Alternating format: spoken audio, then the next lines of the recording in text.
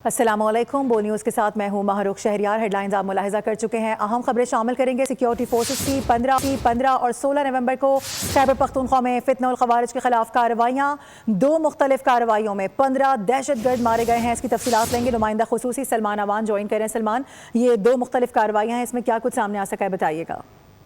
जी बिल्कुल। सबसे पहले तो मैं बताऊं कि खैबर पख्तूनख्वा के अंदर इस वक्त भी इंसदाद दहशतगर्दी की जितनी भी कार्रवाइयाँ की जा रही है वो नेशनल या फेडरल एपेक्स कमेटी का जो अज़्म इस्तेहकाम विजन है उसके तहत जारी है। और इन्हीं कार्रवाइयों के तहत इन्हीं जो ये विजन है इसके तहत 15 और 16 नवंबर को खैबर पख्तूनख्वा में 2 मकामात पर ये कार्रवाइयाँ की गई थी, जिसके अंदर डेरा इस्माइल खान का इलाका कोलाची शामिल है और इसके साथ साथ शुमाली वज़ीरिस्तान के इलाके दत्ता खेल में ये कार्रवाइयाँ की गई। शुमाली वज़ीरिस्तान के इलाके दत्ता खेल में कार्रवाई की गई, जबकि जो कोलाची का ऑपरेशन मैं इसकी बात करूं तो ये बुनियादी तौर पर इंटेलिजेंस बेस्ड ऑपरेशन था, जो कि सिक्योरिटी फोर्सेज ने फितनल ख्वारिज के दहशतगर्दों की मौजूदगी की इत्तला पर किया। और इस कार्रवाई के दौरान जो दहशतगर्दों का ठिकाना है उसको बड़े मौसर अंदाज में निशाना बनाया गया और इसमें 10 खारजी दहशतगर्दों को जहन्नुम हासिल किया गया, जिनमें उनका सरगना आलम महसूद भी शामिल था। इसी तरह जो दूसरी कार्रवाई है वो दत्ता खेल में की गई, जिसके अंदर 5 खारजियों को जहन्नुम हासिल किया गया।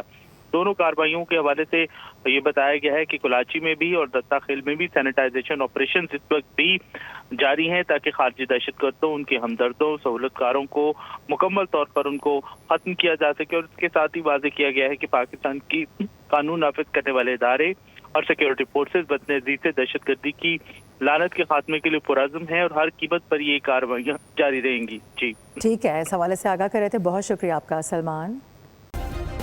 सब्सक्राइब करें और बेल दबाएं ताकि कोई खबर रह न जाए।